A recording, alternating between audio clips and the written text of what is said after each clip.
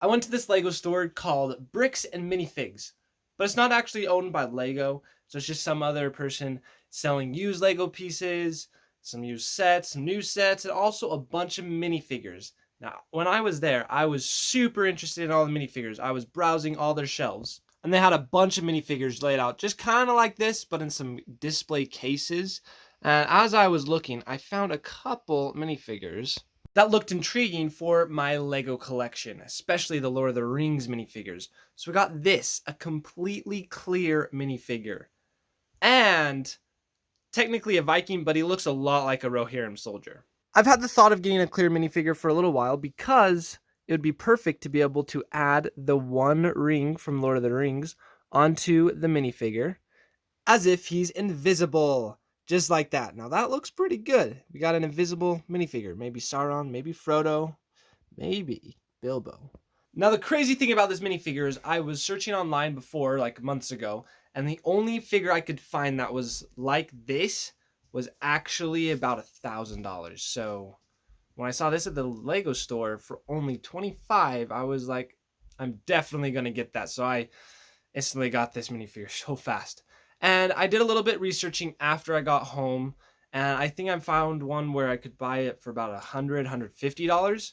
But still, the $25 better deal than the $100. Apparently, these clear minifigures do not come in any Lego sets, but they're just a prototype minifigure. So I don't know what they're prototyping, just a minifigure for this. It's probably so they can kind of see inside, make sure there are no bubbles. Like they probably needed to fix the mold a little because if you look, there's maybe a slight bubble in the arm, maybe, or it's just where the hand goes in. So that's probably how it's supposed to be. But that's why they're pretty rare, is they're a prototype minifigure, and I think you have to get them straight from Lego. Now let's just take a quick look at the Viking minifigure. He has a nice shield, so it's a printed shield. He came in a CMF, so collectible minifigure series, and one of the great things is, look, that double arm printing and I think double leg printing. So he was definitely kind of an expensive minifigure because he got the side printing and dual molded legs, so a lot to it. And then a nice spear, and then this helmet looks just like the helmet that Eowyn is wearing to kind of hide away from the rest of the Rohirrim. And he definitely just looks like a Rohirrim soldier. I might change out the cape, might do a few different things, but he's definitely gonna be going in the Lego Lord of the Rings minifigure shelf. So let's go take him to the minifigure shelf. Here are all the Lord of the Rings minifigures.